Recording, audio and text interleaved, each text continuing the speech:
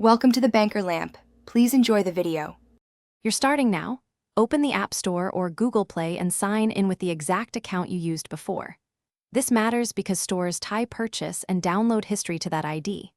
Once signed in, tap your profile icon or menu to reach account settings. Make sure to allow any prompts for account access. They unlock your history screens. You'll see a section for purchases, library, or installed apps.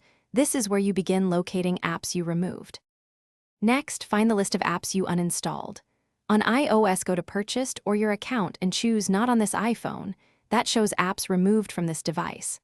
On Android, open My Apps and Games, then Library to see apps no longer installed. Use the search box or sort filters to quickly locate a specific title. This saves time when you have long histories. Once you spot the app, tap the cloud icon or install button to restore it, and wait for the download. Finally, reinstall and verify the app works. Tap the cloud icon or install and watch progress.